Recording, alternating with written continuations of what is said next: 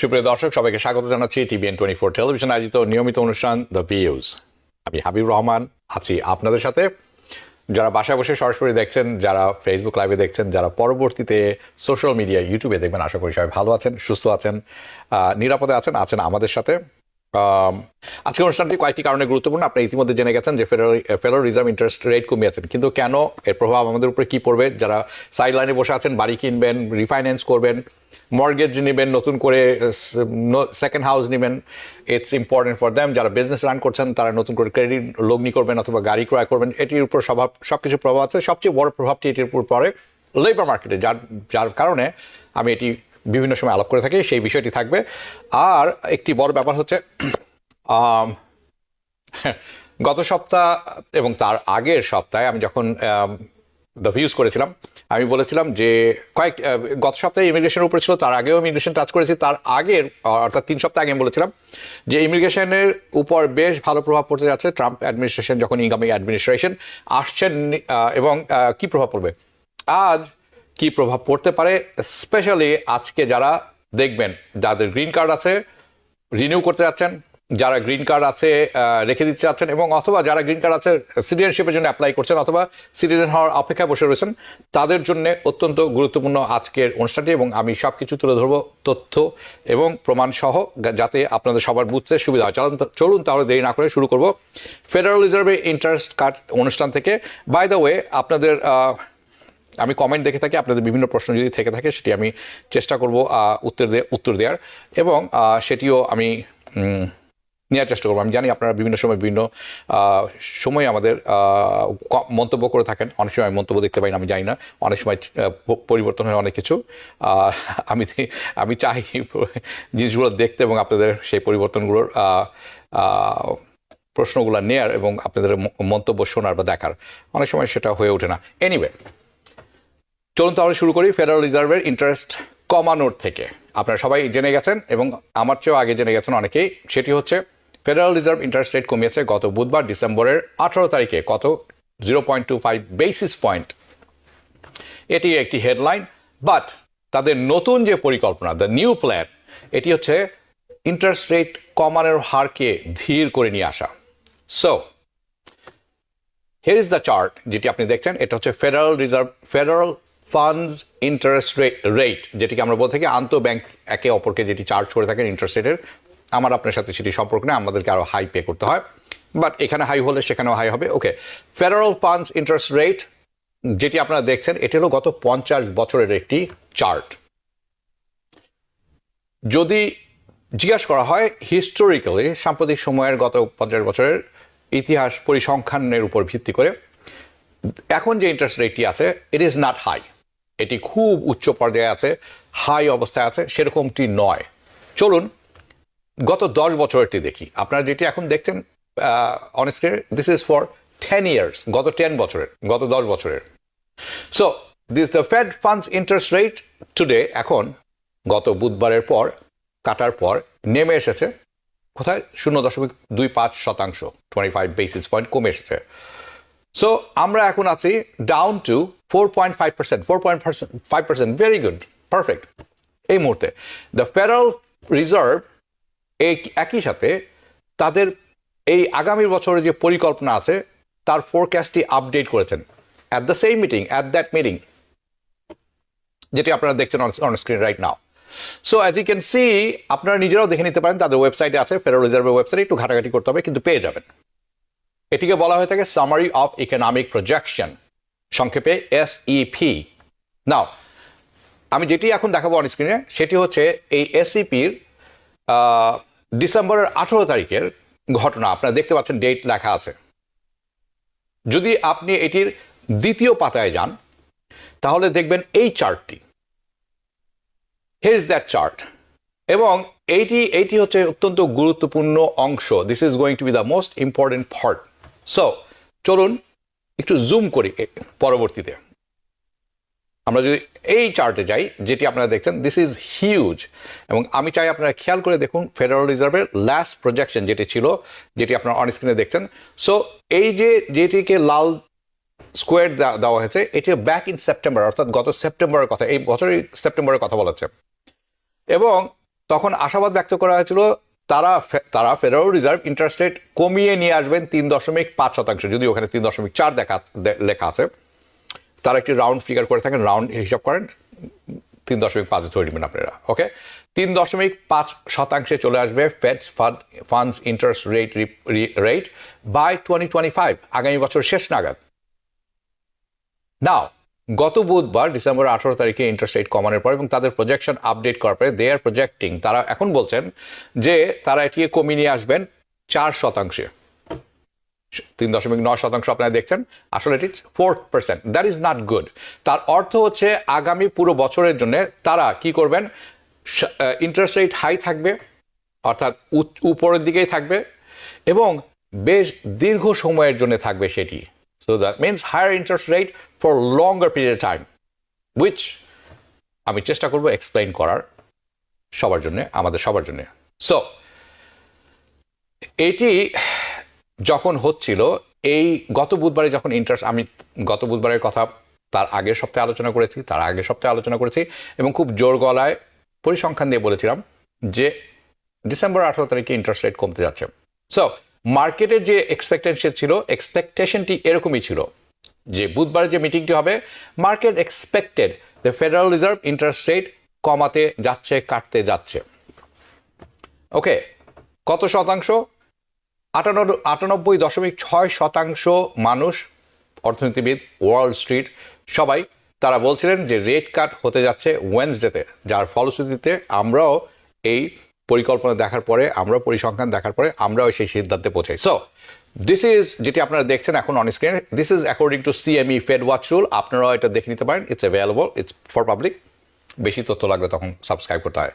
That যে এইটি হতে যাচ্ছে, ফেডারেল রিজার্ভ তাদের আগামী মিটিংয়ে ইন্টারেস্ট রেট কমাতে যাচ্ছে। Now the federal reserve next meeting, আগামী যে মিটিংটি আছে, এটি হতে যাচ্ছে জানুয়ারির 29 তারিখে এবং মোস্ট লাইকলি সিনারিও, খুব সম্ভবত যেটি হতে যাচ্ছে, যে ফেডারেল রিজার্ভ এখানে থামবেন। আমরা এটিকে তারা বলে থাকেন they will take a pause, তারা থামবেন, এখানে দাঁড়িয়ে যাবেন কিছুক্ষণের জন্য। ইটস এ টেম্পোরারি পজ এবং তারা ইন্টারেস্ট রেট সেখানে কাটবেন না, কমাবেন না, সেটি জানুয়ারির 29 তারিখের মিটিং। সো 89.3% মানুষ, মানে 89.3% চান্স, এটি সম্ভাবনা যে জানুয়ারিতে ইন্টারেস্ট রেট আর কমছে না। So I will explain the situation, আমি সিচুয়েশনটি এক্সপ্লেইন করার চেষ্টা করব এবং সো দ্যাট আপনারা সবাই বুঝতে পারেন, আমরাও বুঝতে পারি এবং আমরা সবাই এক পেজে থাকতে পারি। দ্য ফেডারেল রিজার্ভ, আপনাদের মনে আছে, ইন্টারেস্ট রেট কাটা শুরু করলো খুব অ্যাগ্রেসিভভাবে, আমি দুঃখিত, ইন্টারেস্ট রেট বাড়ানো শুরু করলো খুব অ্যাগ্রেসিভভাবে। তাদের উদ্দেশ্যটা কি? তারা বলে থাকেন ফাইট এগেনস্ট ইনফ্লেশন। আমরা সোজা বাংলায় বলতে পারি, মুদ্রাস্ফীতিকে নিয়ন্ত্রণে আনার জন্য ইন্টারেস্ট রেটের হারটি তারা বাড়ানো শুরু করলেন। So here is the CPI, যেটি আপনারা দেখছেন অন স্ক্রিনে, যে সিপিআই চার্টটি আপনারা দেখছেন, এটি হচ্ছে গত 20 বছরের chart. The rate of inflation, যে হারে দ্রব্যমূল্য বাড়ছিল, মুদ্রাস্ফীতি বাড়ছিল, and the federal reserve interest rate যেভাবে বাড়াচ্ছিলেন যাতে করে তারা ইনফ্লেশনকে নিয়ন্ত্রণ করতে পারেন, suppress the inflation. So the rate of inflation আপনারা দেখতে পাচ্ছেন অন স্ক্রিনে, এটি কিন্তু কমে এসেছে। But as you can see, it is not down. এটা সেখানে আসেনি যেটি ফেডারেল রিজার্ভ চান। সেটি কি? তাদের লক্ষ্য হচ্ছে 2%। Their goal, the target, 2% target. So, inflation যেখানে ছিল সেখানে থমকে গেছে, কমতে কমতে একটি জায়গায় এসে থমকে গেছে। নাও আপনি যদি পিসি ইনফ্লেশন দেখতে চান, যেটি হচ্ছে ফেডারেল রিজার্ভের সবচেয়ে জনপ্রিয় মাপকাঠি ইনফ্লেশন মাপার জন্য, যে বাড়ছে না কমছে, inflation is still running higher than their target. Inflation এখনো তাদের যে টার্গেট 2% আছে তার থেকে উপরেই আছে। সো সিচুয়েশনটা হচ্ছে এরকম, the federal reserve interest rate কমান। আপনারা সবাই জানেন, যখন ইন্টারেস্ট রেট কমানো হয় ইনফ্লেশন কিন্তু বাড়বে। This is bound to happen. Interest rate যদি কমিয়ে জিরোতে নিয়ে আসা হয় বা অনেক কমিয়ে আসে, তখন ইনফ্লেশন, দ্রব্যমূল্যের জিনিস এমনিই বেড়ে যায়। It's just economic basic 101। So the federal reserve, একটি কথা সবাইকে জানা উচিত, কখনোই কোনোদিনই ইনফ্লেশনকে হারাতে পারেননি। ইনফ্লেশন যে রেটটি আছে তারা হারিয়ে দিবেন, তার নিচে চলে যাবেন, এরকম কখনোই the federal reserve never beat inflation, never. তাহলে তারা কি করেন? তারা চান যে ইনফ্লেশন রেটটা যাতে কমে আসে। They want to get that, what they want is get the inflation, rate of inflation come down. কোথায়? তাদের যে লক্ষ্যমাত্রা আছে 2%। And that's their target. But তারা কখনোই এখানে পৌঁছতে পারেনি, never got there, never. So তাহলে প্রশ্ন উঠতে পারে, why the Federal Reserve cutting interest rate? যদি তারা লক্ষ্যে পৌঁছাতে পারছেন না, তারা ইন্টারেস্ট রেট কাটছেন কেন? উদ্দেশ্যটা কি? তাদের ব্যাখ্যা হচ্ছে এরকম, এবং আমি বলবো ব্যাখ্যা না, তাদের এক্সকিউজটি হচ্ছে এরকম। হাউএভার, যেভাবে আপনি বলতে চান ব্যাখ্যা, excuse, whatever, however you want to describe, তারা ইন্টারেস্ট রেট কাটছেন বা কমাচ্ছেন, তার কারণ হচ্ছে তারা ভীত, তারা চিন্তিত, তারা উদ্বিগ্ন কি ব্যাপারে? যে interest rate, higher interest rate, যত ইন্টারেস্ট রেট উপরে, যে উচ্চ ইন্টারেস্ট রেট যেটিকে বলে থাকি, সেটির এফেক্টটি খুব চরমভাবে পড়ে, খারাপভাবে পড়ে লেবার মার্কেটের উপরে। So they are afraid that higher interest rate hurts the labor market. এবং আরও চিন্তিত, যখন লেবার মার্কেটের উপরে এর প্রভাবটি পড়ে, লেবার মার্কেটের অবস্থা শোচনীয় পর্যায়ে যায়, খুব খারাপ অবস্থায় চলে যায়, খুব দ্রুত। সো এটি হচ্ছে তাদের ব্যাখ্যা। আপনি যদি বলতে চান এটি তাদের এক্সকিউজ, ইন্টারেস্ট রেট কমিয়ে আনার এই মুহূর্তে, এছাড়া আর কোনো কারণ আমি দেখছি না। That's why they are cutting the interest rate. So আপনারা এখন যেটি দেখছেন পর্দায়, সেটি হচ্ছে দ্য আনএমপ্লয়মেন্ট রেট। কত দিনের? গত 60 বছরের আনএমপ্লয়মেন্ট রেট। সো আপনি যদি খেয়াল করে থাকবেন, সবচেয়ে ডান দিকে, একেবারে ডান দিকে, আনএমপ্লয়মেন্ট কিন্তু উপরের দিকে যাচ্ছে, বাড়ছে। গত মাস, তার আগে, গত মাসের প্রায়ের মান্থের চেয়ে, তার আগের মাসের চেয়ে প্রায়ের মান্থ যেটি আছে বেড়েছে কতখানি? 4.1% থেকে বেড়ে দাঁড়িয়েছে 4.2%। এটি হওয়ার কথা ছিল না, কিন্তু তার মানে ইনফ্লেশন বাড়ছে। সো এটি আসলে ফেডারেল রিজার্ভকে একটি কারণ দেখিয়েছে যে তারা ইন্টারেস্ট রেট, লেবার মার্কেট খারাপ হতে যাচ্ছে। আসলে লেবার মার্কেট খারাপ, এটি আমাদের স্বীকার করে নিতে হবে, আপনারা সবাই জানেন এটা। Labour market is not good situation, in a good situation. Federal market has an excuse now two cut the interest rate at this meeting, যেটি হয়ে গেল ওয়েনসডে। তো তাদের এটি ব্যাখ্যা, ওকে, ধরে নিলাম আমরা। সো দ্যাটস দ্য ন্যারেটিভ, এটি তাদের ব্যাখ্যা। অ্যান্ড ইউনো, আমাদেরকে এটি বিশ্বাস করে নিতে হবে। যেরকমটি আপনারা শুনেন, ট্রাম্প এবং তার বাইডেন অথবা ইউএস প্রেস সেক্রেটারি যখন এসে কথা বলতে থাকে মিডিয়াতে, হাজার হাজার মিথ্যা কথা বলেন, আপনারা জানেন, সাংবাদিকরা জানেন, আমরা শুনি, and then we are supposed to believe it. So federal রিজার্ভের এই পদক্ষেপ, এই যে ব্যাখ্যা, we are supposed to believe it. But now the Federal Reserve এখন কি বলছেন? the Federal Reserve, তারা এখন বলছেন এই মুহূর্তে তারা লেবার মার্কেট নিয়ে কনসার্ন না, লেবার মার্কেট নিয়ে তারা উদ্বিগ্ন নন, তাদের চিন্তার কারণ লেবার মার্কেট না, যতটা চিন্তার কারণ ছিল ইতিপূর্বে, অর্থাৎ তাদের চিন্তার বলিরেখা কমে এসেছে লেবার মার্কেট নিয়ে। So they are not as concerned about their labor market as they previously were. So এই কারণটিতে, for this reason, তারা ইন্টারেস্ট রেট এখন আর কমাবেন না সেই হারে যেটি তারা ইতিপূর্বে বলেছিলেন। They will slow down the rate cuts. তারা ইন্টারেস্ট রেট কমানোর হারটি ব্যাপকভাবে কমিয়ে আনবেন। ওকে, বাট পার্সোনালি আপনি যদি আমাকে জিজ্ঞেস করেন, আমি মনে করি ফেডারেল রিজার্ভ, এই যে তাদের ন্যারেটিভ আছে, তাদের যে ব্যাখ্যাটি আছে, এগুলি আসলে বাঞ্চ অফ ননসেন্স। অনেকগুলি কারণে তাদের এটি করা উচিত ছিল অনেক আগে, ল্যাগ এফেক্টেরও অনেক আগে, বা তারা সেটি করেননি। অনেকে বলতে পারেন this is a bunch of lies, maybe, possibility is very high. তাদের যে ইন্টারেস্ট রেট কাটা বা কমিয়ে নিয়ে আসা, এটি আপনাকে আমাকে হেল্প করার জন্য নয়, never about the saving the labour market either. তাহলে কেন কমাচ্ছেন? তার কারণ হচ্ছে কি, তাদের এই পদক্ষেপগুলো আসলে সেবা দেয় কাদেরকে? It rescues the big banks, commercial real estate, the federal government's debt crisis situation. এই সমস্ত কাজে এটি ব্যাপকভাবে কাজে লাগে। আপনার আমার ছোটখাটো ব্যাপার, একটা বাড়ি কিনবেন, একটা গাড়ি কিনবেন, ক্রেডিট কার্ড ইন্টারেস্ট রেট কমবে, this is nothing. But what is happening, which I find very hilarious, আমি মনে করি এখন যেটা আছে, এই যে তাদের যে স্কিমটি, যে তারা কমিয়ে নিয়ে আসবেন ইন্টারেস্ট রেট, তার মাধ্যমে তাদের নিয়ন্ত্রণে চলে আসবে ইন্টারেস্ট রেট অথবা ইনফ্লেশন, এই যে স্কিমটি it's not working, practically it's not working. কারণ interest rate in the open market আপনি যদি যান আসলে কিন্তু উপরের দিকে যাচ্ছে। আপনারা দেখবেন ইন্টারেস্ট রেট কমিয়ে আনছেন, কিন্তু বাড়ির মর্গেজে ইন্টারেস্ট রেট কিন্তু কমছে না। এটি অন্য অনেক কারণ আছে, আমি কয়েকবার ব্যাখ্যা করেছি, অন্য আরেকদিন ব্যাখ্যা করার চেষ্টা করব। বাট সত্য কথা হচ্ছে বাড়ির মর্গেজে ইন্টারেস্ট রেট কিন্তু কমছে না বা কমেনি ইতিমধ্যে। সো এবং আপনারা কি জানেন কেন? তার কারণ হচ্ছে ওপেন মার্কেট, দ্য পাবলিক, তাদেরও একটা এক্সপেকটেশন আছে। ওপেন মার্কেটের অর্থনীতিবিদ, ব্যাংকার্স, তাদের একটি আলাদা এক্সপেকটেশন আছে that the inflation,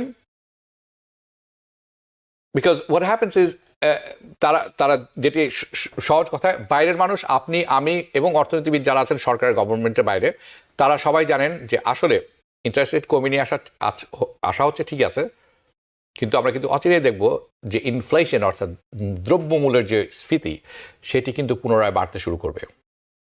we all know যেটা ফেডারেল রিজার্ভ করছেন, that will reaccelerate. Anyways, so long story short, the federal reserve, তাদের যে শক্তি আছে, তাদের যে ফোর্স আছে, তাদের যে পদক্ষেপ আছে, তারা এখন বলছেন তারা ইন্টারেস্ট রেট কাটা বা কমানো এটি স্লো ডাউন করে নিয়ে আসবেন। They will slow down their rate Katz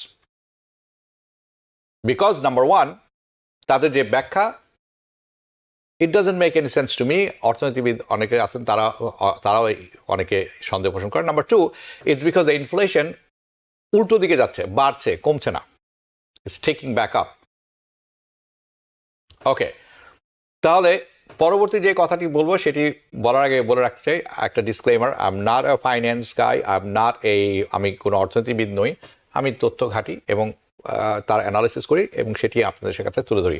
the federal reserve যখন তাদের আপডেট দিলেন, the SEP, summary of economic projection, that projection in their projection in 2025, 2026 এবং তারপরও, the disclaimer is that the fully meaningless, আমার কাছে মনে হয়েছে মিনিংলেস। তা কেন মিনিংলেস মনে হয়েছে সেটি এখন তুলে ধরবো। তারা বলছেন ইন্টারেস্ট রেট কমালেও খুব ধীর গতিতে কমাবেন আগামী বছর। ওকে, ভেরি গুড। কিন্তু মজার ব্যাপার হচ্ছে আপনারা সবাই জানেন এটি তারা পরিবর্তন করবেন এই মতটা। কেন? তার কারণ হচ্ছে অন্যতম একটি কারণ, there is a new administration coming, একটি নতুন সরকার আসছেন, নতুন গভর্নমেন্ট আসছেন, নতুন অ্যাডমিনিস্ট্রেশন আসছেন, নতুন সরকারের নতুন অ্যাডমিনিস্ট্রেটিভ পলিসি থাকবে। They will follow their policy and that's the truth. কাজে ফেডারেল রিজার্ভের এই মুহূর্তে যে প্ল্যানটি আছে সেটি কি এবং তারা কিভাবে কি করছেন, এটি কতখানি কার্যকরী করবেন, I do not know. Okay, so অনেকে দেখছেন নাজমুল দিদার ওয়াচিং ফ্রম উডব্রিজ, সালাম দিয়েছেন আনিসুর রহমান, শারমিন ফৌজিয়া, ধন্যবাদ থাকার জন্য। কামরুন খান, ওকে, কামরুন খান বাফলো থেকে সবসময় দেখে থাকেন, আপনাকে অসংখ্য ধন্যবাদ। ওকে, নাও নিউ অ্যাডমিনিস্ট্রেশন ইজ কামিং, এটি আপনারা সবাই জানেন। ট্রাম্প ইলেক্টেড হয়েছেন এবং এই ব্যাপারটিতে আমি এখন যাব। আজকে যে তথ্য আপনাদের কাছে তুলে ধরবো এটি হচ্ছে তথ্য ভিত্তিক, পরিসংখ্যান ভিত্তিক এবং ডাটা ভিত্তিক আমি আপনাদের কাছে তুলে ধরবো, কিন্তু এটির দুটি ভাগ আছে। একটি হচ্ছে সামনে কি হতে যাচ্ছে, আপনি কি করবেন, তার জন্য প্রিপারেশনটা কি কেমন হওয়া উচিত, এবং শেষে একটি কথা তুলে ধরবো, সেটি শুনে হয়তো অনেকেই খুশি হবেন। চলুন তাহলে শুরু করি। আমরা জানি যে ইনকামিং ট্রাম্প অ্যাডমিনিস্ট্রেশন যখন আসছেন ক্ষমতায়, তারা কি করবেন, it will make it harder, খুব কঠিন করে তুলবেন টু বিকাম ইউএস সিটিজেন। যারা ইউএস সিটিজেন হওয়ার কথা চিন্তা ভাবনা করছেন তাদের জন্য এটি কঠিন হয়ে দাঁড়াবে। আপনারা একটি সার্ভে হয়েছিল 2019 সালে, যে সার্ভে পরিচালনা করা হয়েছিল 110টি ডিফারেন্ট ন্যাচারালাইজেশন প্রোভাইডার, যারা ন্যাচারালাইজেশন প্রোভাইড করে থাকেন, এরকম 110 জন প্রোভাইডার এই সার্ভে করেছিলেন। টুগেদার তাদের সম্মিলিত সার্ভের যে রেকর্ডটি আছে সেটি আমি এখন পর্দায় দেখাবো। তারা 20টি ব্যারিয়ার, অর্থাৎ ট্রাম্প প্রশাসনের 2016 থেকে 2020 সালের সিটিজেন না হতে দেওয়ার বিভিন্ন ব্যারিয়ার বিভিন্ন বাধা তারা তৈরি করেছিলেন, অথবা বিভিন্ন বাধা তৈরি করেছিলেন the Trump administration instituted in order, এটি তৈরি করেছিলেন যাতে করে যাদের গ্রিন কার্ড আছে তাদেরকে প্রিভেন্ট করা যায়, গ্রিন কার্ড হোল্ডারদেরকে, যাতে করে তারা সিটিজেন না, ইউএস সিটিজেন না হতে পারে। এবং আপনি খুব নিশ্চিতভাবে ধরে নিতে পারেন এটি সেফ। আমরা এই মুহূর্তে বলতে পারি যে দিস অবস্টিকলস, ওই যে জালগুলো তারা তৈরি করেছেন, ওই যে অবস্থান তারা তৈরি করেছিলেন, এই সমস্তই যে বাধাগুলি আছে সমস্তই ফেরত আসতে পারে when he is back in the office. So আজকের প্রোগ্রামটাতে আমি কভার করব মেজর ওয়েজ, বড় বড় ওয়েজ যার মাধ্যমে ট্রাম্প অ্যাডমিনিস্ট্রেশন চেষ্টা করবেন যাতে আপনি ইউএস সিটিজেন হতে না পারেন। এবং অ্যাডেড বোনাস হিসাবে থাকবে সেটি হচ্ছে আপনি কিভাবে প্রিপারেশনটা নেবেন আপনার সিটিজেনশিপের কেসের ব্যাপারে, এবং যাতে করে এটি ডিনাইড না হয়ে যায়। এবং শেষের অংশটি ভালো নিউজ থাকবে, সেটি আমি তুলে ধরার চেষ্টা করবো। So what will be some of those biggest barriers? আপনারা যেটি স্ক্রিনে দেখছেন সেটি কিন্তু রিসার্চের ফলাফল। আপনারা যারা স্ক্রিনে দেখছেন, বাসায় বসে দেখছেন, বড় করে দেখে নেবেন। যারা ইউটিউবে পরবর্তীতে দেখবেন, ফেসবুকে দেখবেন, থামিয়ে বড় করে দেখে নেবেন। এই 20টি কারণ ছিল। This is a research was done in 2019 সালে। সো এই সাম অফ দ্য বিগেস্ট ব্যারিয়ার কি ছিল বা কি চলে আসতে পারে যাতে আপনি সিটিজেন হতে না পারেন বা আপনাকে সিটিজেনশিপ দেয়া না হয় যখন ট্রাম্প অফিসে চলে আসবেন ফেরত জানুয়ারি 20 তারিখে যখন হবেন। The first thing is call, প্রথম যে জিনিসটি উনি করবেন, ইটস কল এক্সট্রিম ভেটিং, যার সোজা বাংলা হচ্ছে তীব্র আকারের check, recheck, double check, triple check, 10 বার চেক বেড়ে যাবে। তার অর্থ হচ্ছে increasing the length of citizenship interview. যে জিনিসগুলো দেখছেন আপনারা, এই কয়েকটি কারণ তখন থাকবে। আমি চাই এটা স্ক্রিনে থাকুক বেশি কিছুক্ষণ যাতে আপনারা দেখে নেন, যাতে করে তারা ইন্টারভিউ যে আছে সিটিজেনশিপের ইন্টারভিউ যে লেন্থটি আছে, ডিউরেশনটি আছে, সেটি বেড়ে যাবে। তারা অনেক ইনডেপথ স্ক্রিনিং করবেন আপনাকে। Every stage of your case, আপনারা জানেন আপনার কেস যখন সাবমিট করেন ইউএসসিআইএসে, এটির বিভিন্ন স্টেজেস থাকে। ইট গোজ থ্রু মেনি স্টেজেস। প্রতিটি স্টেজে তারা ইনডেপথ স্ক্রিনিং করবেন। তারা খুব গভীরভাবে এটার মধ্যে ডাইভ দিবেন, দেখবেন আপনার কোনো ক্রিমিনাল হিস্ট্রি আছে কিনা, অর আপনার গুড মরাল ক্যারেক্টার হিস্ট্রি আছে কিনা। আপনাকে জিজ্ঞাসা করাবে more information about N-400 form. আমি গত সপ্তাহে বলেছি N-400 ফর্মটি ছিল 5 পাতার, এখন সেটি দাঁড়িয়েছে 24 পাতার। গত সপ্তাহে যারা দেখেনি অনুষ্ঠানটি দেখে নেবেন, সেটি আছে। সো নাও তারা আরো বেশি করে তথ্য চাবেন আপনার কাছে N-400 ফর্মের জন্য। আপনার কাছে they will send you more request, আরো বেশি করে রিকোয়েস্ট চাবেন। কিসের জন্য? রিকোয়েস্ট ফর এভিডেন্স, এটির সাথে আপনার পরিচিত আছেন, RFE। USCIS basically starts presumption. আপনারা ধরে নিতে পারেন যে আপনি যখন অ্যাপ্লিকেশনটা করবেন, USCIS যারা কাজ করেন তাদের বেশ একটু, সবাই নয়, বড় একটি অংশ বা একটি তাদের মনোভাবটি এরকম থাকবে, তারা ধরেই নেবেন, তারা প্রিজাম্পশন, তাদের অর্থ ধরে নেওয়ার অর্থটা হবে এরকম যে আপনি কোনো একটি ফ্রড করেছেন কোথাও, you have committed fraud somewhere something, আপনি একটা ফ্রড, অ্যান্ড দেন এইটার বেসিসে তারা সব কিছু করবেন।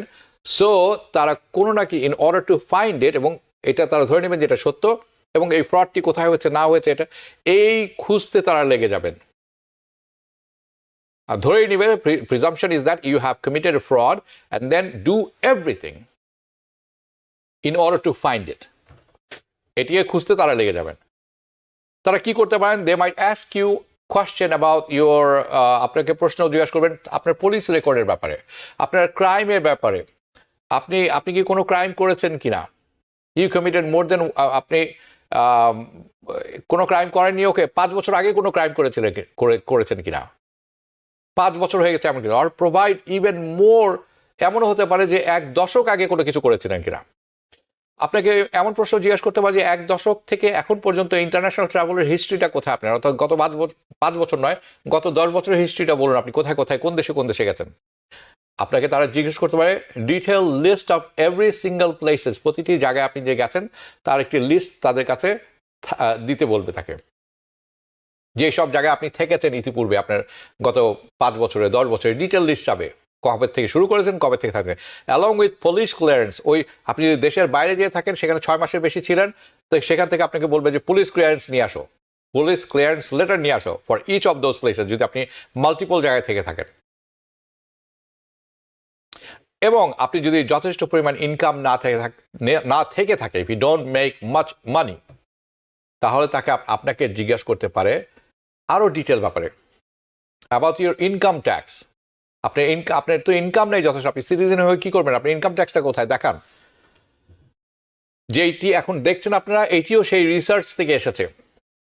আপনাকে বলবে show us additional proof of income. এইটি ছিল, this was one of the most common request. এই যে রিসার্চটি তারা বলছে, এইটি ছিল সবচেয়ে কমন রিকোয়েস্ট ফর এভিডেন্স। কাদের জন্য? ইউএসসিআইএস চাচ্ছিল ডিউরিং কবে? গত ট্রাম্প অ্যাডমিনিস্ট্রেশনের সময়, দ্য ফার্স্ট টাইম অ্যারাউন্ড।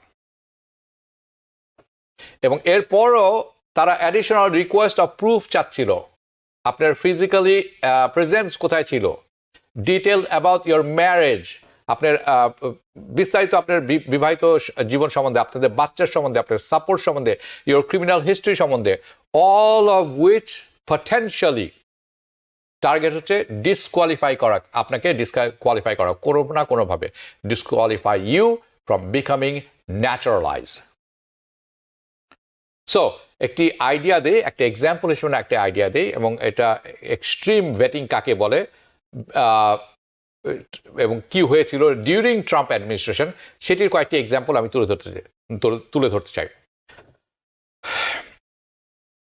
অনেকেই অনেকেই শুনেছেন, এমন না যে আপনি শুনেন নাই, অনেকে, ইট ওয়াজ অ্যান আনহার্ড, যে অনেক ইমিগ্রেশন অফিসার যখন সেই সময় কাজ করতেছিলেন, তারা ডিনাই করতেন অ্যাপ্লিকেশন N-400 ওই সমস্ত মানুষদের who fail to file changes of address, এরকম ছোট্ট সামান্য কারণে, যারা সেই সময় আপনার বাসা পরিবর্তন করেছেন, গ্রিন কার্ড ছিল, কিন্তু তাদের চেঞ্জ অফ অ্যাড্রেসটি আপডেট করে নেই, AR-11 ফর্ম অথবা AR-50 নাম্বার, ঠিক এই মুহূর্তে মনে নেই, একটি ফর্ম আছে যেটি ফিল আপ করতে হয় ইমিগ্রেশনে।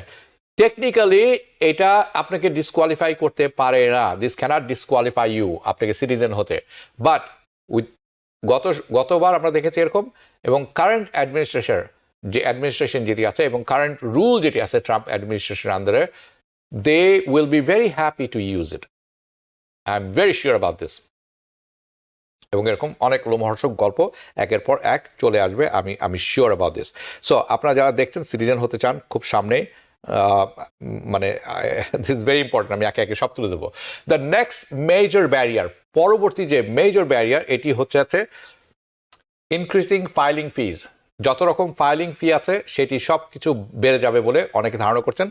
এক্স্যাক্ট সেম থিং হয়েছিল ট্রাম্পের প্রথম অ্যাডমিনিস্ট্রেশনের সময়। যদি আপনি মনে করে থাকেন যে এখনকার $760, it's a lot of money, অনেক পয়সা, অনেক বেশি চাচ্ছেন তারা ইমিগ্রেশন প্রসেস করার জন্য, তাহলে আপনি একটু অপেক্ষা করুন কিভাবে এটা জাম্প করে $1,000 বেড়ে যায় অর মোর। কেন? ইন 2016 যখন ট্রাম্প প্রথমবার ক্ষমতায় এসেছিলেন, তারা, এটি CNN এর প্রতিবেদন যেটি আপনারা দেখছেন, আমি অনেক খুঁজে আপনাদের জন্য বের করেছি, তারা এই ফাইলিং ফি সিটিজেনের জন্য বাড়িয়েছিলেন 80% ফ্রম মানে the citizenship by 80%, 81%।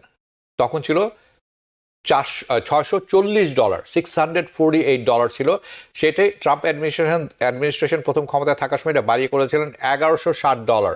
Not only that, they try to make it more difficult. শুধু এখানেই তারা থামেনি, তারা আরও ডিফিকাল্ট করেছিলেন পরবর্তীতে, যেটি আপনারা দেখছেন যে ভক্সের রিপোর্ট, কি আপনি কোয়ালিফাই করতে পারবেন না সিটিজেন হওয়ার জন্য, আপনি ওয়েভার নিতে পারবেন না। আপনারা জানেন অনেকে এটির খরচ বহন করতে পারে না, তারা ওয়েভার নিয়ে থাকেন। তো তারা কি করেছিলেন, ওই ওয়েভার যেটি আছে, ফি দেওয়ার ওয়েভার, সেটি তারা বন্ধ করে দিচ্ছিলেন কমপ্লিটলি। তো রিডিউস দ্য অপশন, বন্ধ করেনি কমপ্লিটলি, কিন্তু এই অপশনটি কমিয়ে এমন একটি রুল নিয়ে এসেছিলেন যে আপনার ইনকাম যদি পভার্টি লেভেলের 150, 120, 200% না হয়ে থাকে ফেডারেল পভার্টি লেভেলে, আপনি এখানে কোয়ালিফাই করবেন না।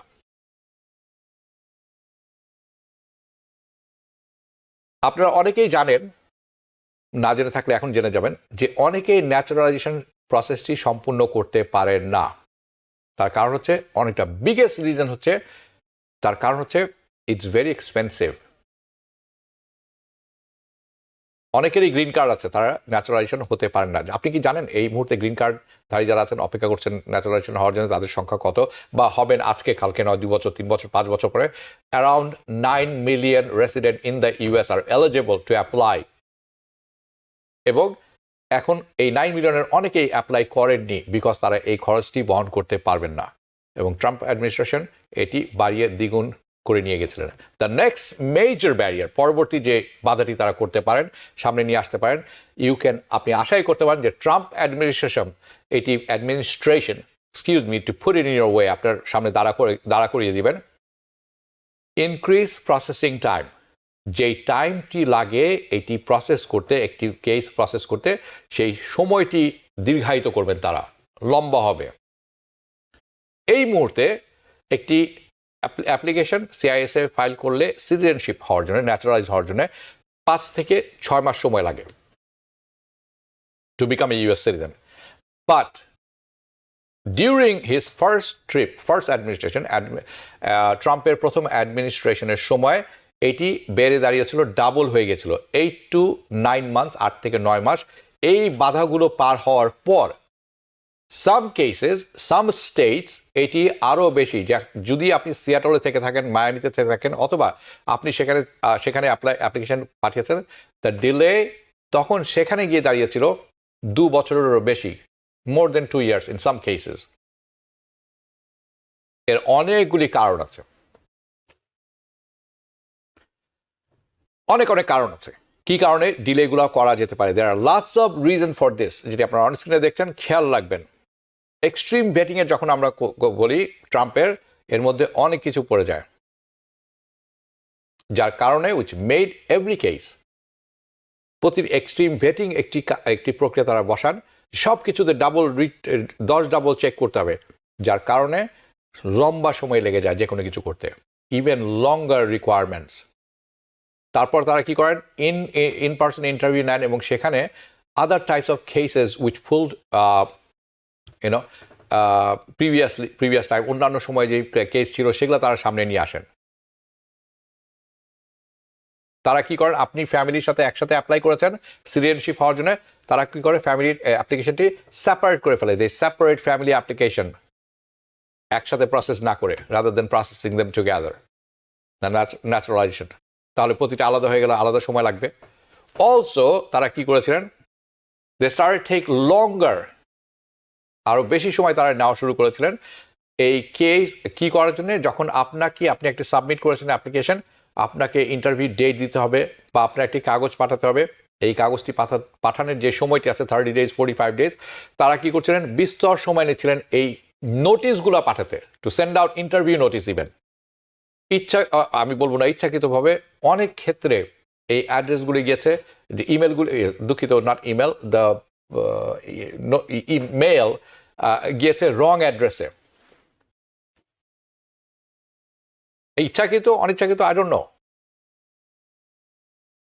এবং যখন মানুষ আসছে ইন্টারভিউ দেওয়ার জন্য, when people showed up, the time frame, যাদের ইন্টারভিউ সত্যি পেয়েছেন চিঠি এবং গেছেন, যে ইন্টারভিউটি হওয়া উচিত 10 থেকে 15 মিনিটের মধ্যে, সেই ইন্টারভিউ বেশিরভাগ ক্ষেত্রেই 45 থেকে 60 মিনিট সময় লেগেছে, double the typical time frame. যার কারণে ফার্স্ট অ্যাডমিনিস্ট্রেশনের সময়, ট্রাম্পের প্রথম অ্যাডমিনিস্ট্রেশন চলাকালীন, এটি দেখবেন আপনারা যেটি এখন অন স্ক্রিনে, সেটি হচ্ছে এরকম, 7,30,000 ন্যাচারালাইজেশন কেস ঝুলে গিয়েছিল। 7,30,000, অর্থাৎ 1 মিলিয়নের কাছাকাছি শুধুমাত্র নাগরিকের যে ইয়াটি আছে, অ্যাপ্লিকেশনটি, সেটি ঝুলিয়ে দিয়েছিলেন তার প্রশাসন। এবং এটি বাড়ছিল, যদি উনি সেবার ভোটে পরাজিত না হয়ে বের হয়ে যেতেন, তাহলে এটি কোথায় গিয়ে দাঁড়াতো, আই ডু নট নো। এই যে ব্যাকলগটি, এটি কিন্তু এখনও ঠিক হয়ে উঠেনি।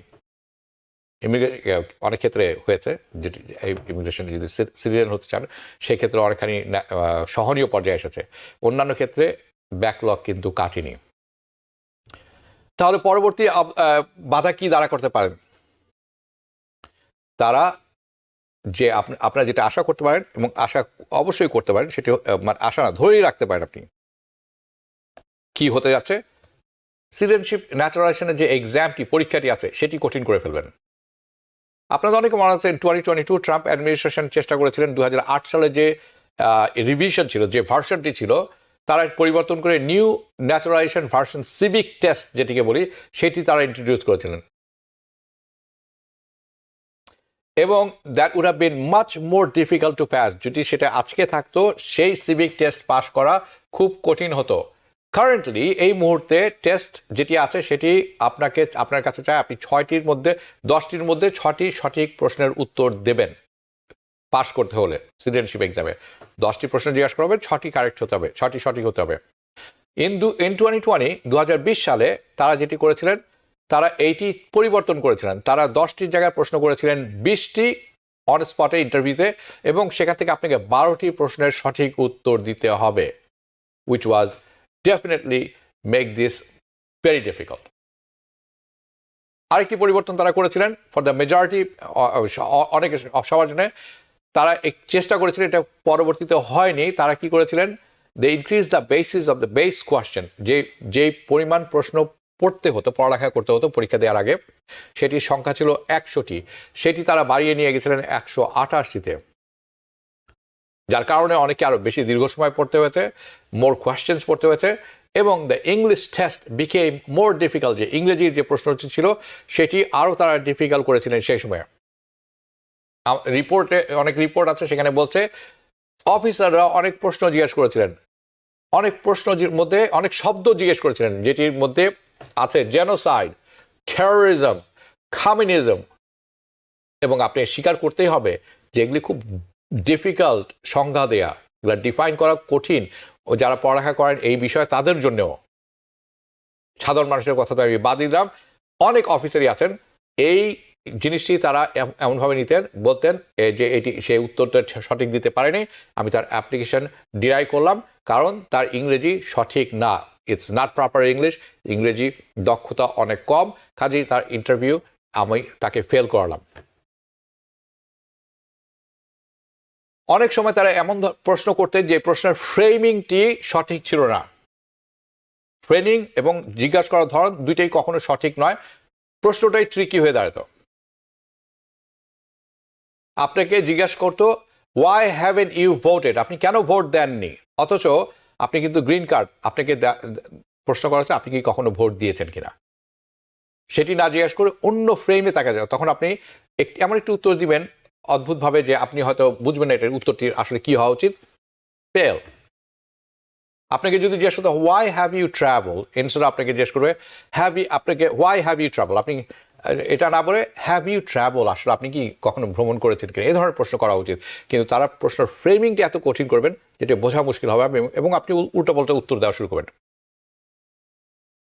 কিছু কিছু অফিসার আছে তারা যে কোয়েশ্চেনটি রিলেটেড টু ন্যাচারালাইজেশন প্রসেস তার বাইরে গিয়ে প্রশ্ন শুরু করতেন, এবং টেকনিক্যালি এটা outside of the scope of naturalisation process, তার বাইরে গিয়ে তারা এই কথাগুলি জিজ্ঞেস করতেন। অনেক প্রশ্ন তারা জিজ্ঞেস করতেন তাদের আপনার প্রিভিয়াস ইমিগ্রেশন জার্নিটি কেমন ছিল, অর্থাৎ এই যে আপনি করেছেন এটির আগে কোনো জার্নি আছে কিনা ইমিগ্রেশনের, এটি সিটিজেনশিপের সময় হওয়া উচিত না, এটি সব গ্রিন কার্ডের সময় শেষ হয়ে যাওয়া উচিত। আপনি যদি অ্যাসাইলি হয়ে থাকেন, অ্যাসাইলি থেকে অ্যাপ্লিকেশন করে থাকেন, আপনার অ্যাসাইলি কিভাবে করেছিলেন, আপনি যদি আগের কোনো ডিভোর্স থাকে সেটি তারা নিয়ে আসতেন, প্যাস্ট ম্যারেজেস, পেমেন্ট মেথড, আপনি কিভাবে গ্রিন কার্ডটি পেয়েছেন, গ্রিন কার্ডের পেমেন্ট কিভাবে করেছেন, আপনি ক্যাশে করেছেন, ডেবিট কার্ডে করেছেন, ক্রেডিট কার্ডে করেছেন, কে করেছে, আপনি অর্থ পাঠিয়েছেন আপনার আত্মীয় স্বজনের কাছে বিদেশে, বিদেশ বলতে এটি আপনার দেশ, বিদেশ হচ্ছে বাংলাদেশ ইন দিস কেস, অথবা চায়না, অথবা anywhere, middle east, Oman, doesn't matter, আপনি বাইরে আমেরিকার বাইরে অর্থ পাঠিয়েছেন আপনার আত্মীয় স্বজনের কাছে, কারণটি কি ছিল, এবং রং অ্যান্সার, আপনার অ্যাপ্লিকেশন উড বি ডিনাইড। আমি আগের কথা বলছি। সো এই জিনিসগুলো আমি একে একে তুলে ধরছি আপনাদের কাছে, যাতে আপনার সবার কাছে জিনিসগুলো আপনার বোঝা পরিষ্কার হয়েছে যে আপনার প্রিপারেশন নাও, এখন যে আপনি বুঝে গেলেন you have a better understanding যে ট্রাম্প অ্যাডমিনিস্ট্রেশন কি করতে পারে, তারা কি করেছিলেন লাস্ট টাইম অ্যারাউন্ড, যাতে করে নতুন করে অনেক বাধা তৈরি করেছিলেন ন্যাচারালাইজেশনের ক্ষেত্রে। হোয়াট ক্যান ইউ ডু, আপনি কি করতে পারেন, কোন পদক্ষেপ আপনি নিতে পারেন যাতে আপনি প্রোটেক্ট করতে পারেন আপনার কেসটি দিস টাইম অ্যারাউন্ড। সবচেয়ে বড় অ্যাডভাইস হবে অ্যাপ্লাই নাও। আপনি যদি কোয়ালিফাই করে থাকেন সিটিজেনশিপ হওয়ার, আপনি যদি মনে করেন যে আপনি কোয়ালিফাইড, আপনি সব রিকোয়ারমেন্ট মিট হয়ে গেছেন, apply now if you qualify. আপনি জানেন কারেন্ট প্রসেসিং টাইম যেটি আছে এটি রিলেটিভলি কুইক, বেশ quick. And should the Trump administration try to implement, যখন ট্রাম্প অ্যাডমিনিস্ট্রেশন আসবেন 2025 সালের জানুয়ারি 20 তারিখে যখন ক্ষমতা গ্রহণ করবেন, তারা যখন একটি নতুন সিস্টেম নিয়ে আসবেন, নতুন কিছু করবেন, এটি বাস্তবায়ন করতে হলে এই অবস্টিকলগুলো সেকেন্ড টাইমে it will take time. So আপনার অ্যাপ্লিকেশনটি আপনি আজই সাবমিট করুন, যত দ্রুত সম্ভব সাবমিট করুন। আপনি একজন ভালো লয়ারের কাছে যান, যে পরামর্শ নেন, যদি নিজে করতে পারেন এখনও করে ফেলেন।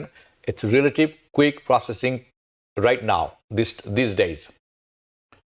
যদি আপনি কোয়ালিফাই না করে থাকেন অথবা আপনার সময় এখনো হয়নি অ্যাপ্লাই করার, আপনার আরও কিছু কাগজপত্রের কোয়ালিফিকেশন বাকি আছে, তাহলে এটা আপনি অ্যাপ্লাই করতে পারেন। আপনি যে মুহূর্তে মানে কোয়ালিফাই হয়ে যাবেন, do it, and sooner is better for you. You can consider to talk to a lawyer. I am not a lawyer by the way. আপনাকে ভালো মতো ডিসক্লেমার, সো আপনাকে একজন ভালো লয়ার নিতে হবে, আপনাকে একজন বসতে হবে অভিজ্ঞ কারোর সাথে, এবং যত দ্রুত সম্ভব আপনি এটি করে ফেলেন। আর কি করতে পারেন আপনি? Get copies of all your immigration document. যতগুলো ইমিগ্রেশন ডকুমেন্ট আছে আপনি সব কয়টার কপি করুন, মাল্টিপল কপি করুন, ফোল্ডারে রাখুন আলাদা করে। ইমিগ্রেশন ডকুমেন্ট যেটি আছে সেগুলি আরও করুন। ইউজ দিস রেকর্ড, আপনি সব কটি রেকর্ড দেখুন, ডাবল চেক করুন every inch of your application যেটি আছে আপনি ফাইল করবেন, অ্যাপ্লিকেশনটি প্রতিটি ইঞ্চ আপনি চেক করে দেখবেন, double check, triple check before আপনি যা সাবমিট করার আগে। মেক শিওর ডিটেলস, আপনি যত খেয়াল করবেন, আপনি যে ট্রাভেল হিস্ট্রি দিয়েছেন, আপনার যে ম্যারেজ ইনফরমেশন দিয়েছেন, বিবাহিত জীবনের details about your divorce, details about your marriage, criminal records, all this consistent, একদম সব কিছু যাতে কনসিস্টেন্ট থাকে। আপনার যে পাস্ট অ্যাপ্লিকেশনে যদি আপনার ইতিপূর্বে অন্য গ্রিন কার্ডের অ্যাপ্লিকেশন ছিল, ওই অ্যাপ্লিকেশনে যে ইনফরমেশন ছিল, আপনি যখন ন্যাচারালাইজ হতে যাচ্ছেন, ইউএস সিটিজেন হতে যাচ্ছেন, এটার সাথে সাংঘর্ষিক না হয়, একটা যাতে আরেকটাকে মিথ্যা প্রমাণিত না হয়, ডাবল চেক করে দেখুন আপনি। আর কি করতে পারেন আপনি? Avoid going outside of US. আমেরিকার বাইরে যে লম্বা সময় 6 মাস বা তার বেশি সময় থাকাটি অ্যাভয়েড করতে পারেন আপনি, যদি আপনি সিটিজেনশিপ নিতে চান। 1 মাস, 2 মাস, 3 মাস, it's okay. Don't stay out of the US more than 6 months, definitely. তার কারণ এটি আপনার এগেনস্টে ব্যবহার করা হবে বা হতে পারে। there is no guarantee but the high probability. In addition, এছাড়াও যেটি আপনি করতে পারেন, মেক শিওর আপনি মেনটেন করবেন একটি ক্লিন ক্রিমিনাল রেকর্ড। আপনি যদি কোনো ক্রিমিনাল রেকর্ড না থাকে, congratulations, you are on the right track. Maintain it, don't, কোনো ঝামেলাতে জড়াবেন না, কোনো বাজে ঘটনায় জড়িয়ে যাবেন না। Make sure you pay all your major fees, যত ফিজগুলো আছে সব মেজর ফি দিয়ে নেন। আপনি মাইনর ফি, মেজর ফি যত আছে পে করে দেন। আপনি যে পে করেছেন সব, যা যদি কোনো কিছু করে থাকেন, যা পে করতে হচ্ছে সব পে করে প্রুফ অফ পেমেন্ট যেটি আছে সেটি আপনি রাখবেন। Make sure you keep the payment, proof of payments of each cases, যারা যেটি পে করেছেন, রিকোয়েস্ট করেছেন। নেক্সট, আপনাকে জড়ো করতে হবে এনি এভিডেন্স, যদি আপনি জড়ো করতে পারেন, অফ গুড মরাল ক্যারেক্টার। যদি ক্রিমিনাল রেকর্ড থেকে থাকে তাহলে এটি তো really it's a good thing. Any evidence of good moral character, যেটির মধ্যে থাকতে পারে community services, employment history, filing for your taxes on time. Please আপনি মেক শিওর করবেন আপনি ট্যাক্সটি ফাইল করেছেন, যত সময় আপনি ট্যাক্স ফাইলিংটি যথাযথ আছে। Specially make sure your taxes are file correctly. Make sure IRS আপনার কাছে কোনো পয়সা পায় না। ডকুমেন্ট এভরিথিং যেটি আপনি পাঠাচ্ছেন ইউএসসিআইএসকে, এবং ইউএসসিআইএসকে যেটি পাঠিয়েছেন তার একটি কমপ্লিট কপি আপনার নিজের কাছে থাকতে হবে। ইন্টারভিউর সময় খুব কাজে লাগে। Including copies of all supporting evidence যেটি আপনি দিয়েছেন ইউএসসিআইএসকে, এবং আপনি যে রিসিট পেয়েছেন তার একটি কপি আপনার কাছে আছে। আর কি করতে পারেন আপনি? Study English. আপনি যদি ইংরেজিতে দুর্বলতা থাকে, আপনি এখনই পড়াশোনা শুরু করে দেন ইংরেজির ব্যাপারে। আপনি সিভিক টেস্ট যেটি আছে সেটির পড়াশোনা শুরু করে দেন, সিভিক এক্সাম। হ্যাঁ, সিভিক এক্সামের কথা যখন বলছি, মেক শিওর আপনি আপডেটের যে সবচেয়ে ভার্সনটি আছে এটা আপনি USCIS এ গেলেই পাবেন। আপনি ওখান থেকে নিয়ে uscis.gov আপনি সেখানে যাবেন, they have the most updated version of civic test. So এই সমস্তই আপনি করতে পারেন। শেষ করার আগে যেটি বলবো সেটি হচ্ছে, এই সমস্ত কিছু করার পরও কিন্তু ট্রাম্প অ্যাডমিনিস্ট্রেশন আমাদেরকে, যারা ওই সময়ে নাগরিকত্ব লাভ করেছেন, থামাতে পারেননি। The rate was still high. যারা অ্যাপ্লাই করেছেন তাদের 80 থেকে 90% পাস করেছেন, এত প্রতিবন্ধকতা থাকার পরেও। যারা পারেননি তারা আসলে বোকামি করেছেন। এনিওয়ে, দ্য গুড নিউজ, এটি ছিল গুড নিউজ। আরেকটি ব্যাপার, আপনি যদি মনে করেন আপনি নাগরিক হয়ে গেছেন, তাহলে আপনার সব প্রতিবন্ধকতা শেষ, আপনার জার্নি শেষ। No, with the current administration তারা যে বলছেন, নাগরিক হয়ে গেলে আমরা যদি জানি তুমি এটা করেছো, তোমার নাগরিকত্ব কেড়ে নেওয়া হবে। সেটি আগামীতে তুলে ধরবো। আজকের মতো বিদায় নিচ্ছি, সবাই ভালো থাকবেন, শুভরাত্রি। TBN 24 টেলিভিশন দেখতে আজই কল করুন 7187776556। লগ ইন করুন www.totalcablebd.com। নিউ ইয়র্ক থেকে সম্প্রচারিত TBN 24 টেলিভিশন বিশ্বজুড়ে বাঙালির কণ্ঠস্বর।